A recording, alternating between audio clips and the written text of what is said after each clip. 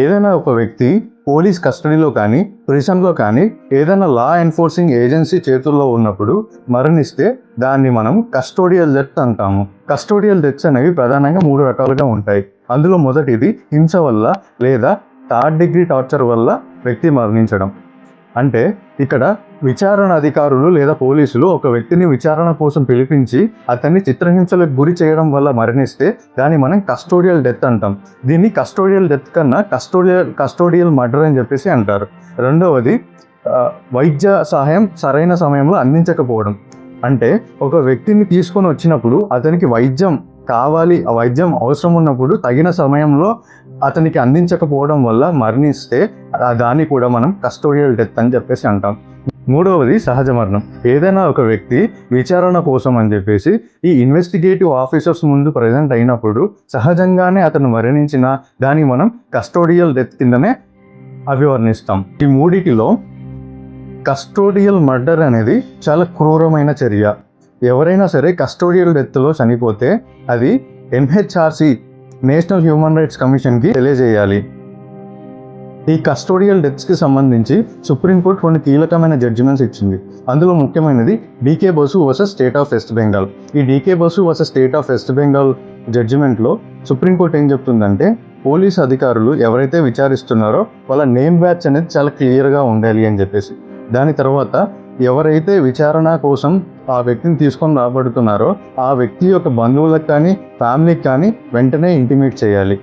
ఆ వ్యక్తికి లాయర్తో కలుసుకునే వెసులుబాటు కూడా పోలీస్ అధికారులు ఎవరైతే ఇన్వెస్టిగేటింగ్ ఆఫీసర్స్ ఉంటారో వాళ్ళు కల్పించాలి. Nilabati Behera versus state of Orissa. ఈ Nilabati Behera versus state of ఒరిస్సాలో సుప్రీంకోర్టు కొన్ని గైడ్లైన్స్ ఇచ్చింది. ఎవరైతే వ్యక్తి కస్టోడియల్ డెత్లో మరణిస్తారో వాళ్ళ కుటుంబానికి ఎకనామికల్గా అండగా నిలబడడానికి గవర్నమెంట్ అనేది కంపెన్సేషన్ పే చేయాలి.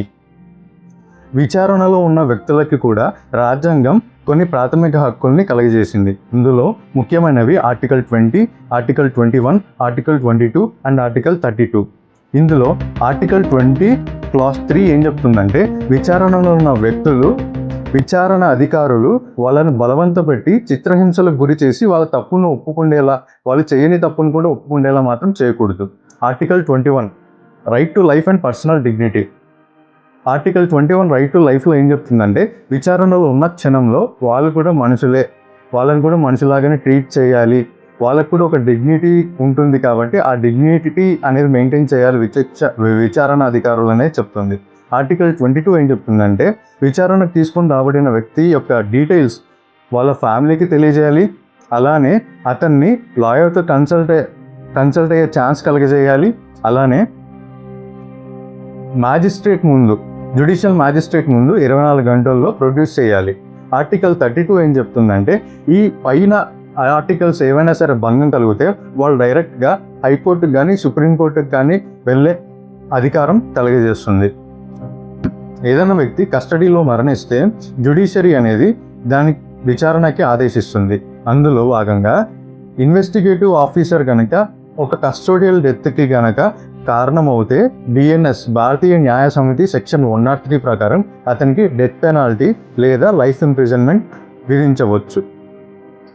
కస్టడీలో ఉన్న వ్యక్తులకు కూడా ఈ యొక్క ఆర్టికల్స్ అనేవి వర్తింపబడతాయి. నేరాన్ని శిక్షించే అధికారం కేవలం న్యాయ వ్యవస్థలకు మాత్రమే ఉన్నాయి. ఆర్టికల్ 20, 21, 22 అందరికీ సమానమైన హక్కుల్ని కలగజేస్తాయి. కస్టడీలో ఉన్న వ్యక్తికి కూడా ఈ యొక్క ఆర్టికల్స్ అనేవి వర్తింపబడతాయి. మానవ గౌరవాన్ని కాపాడుతూ చట్టాన్ని అమలు చేయడమే నిజమైన న్యాయం.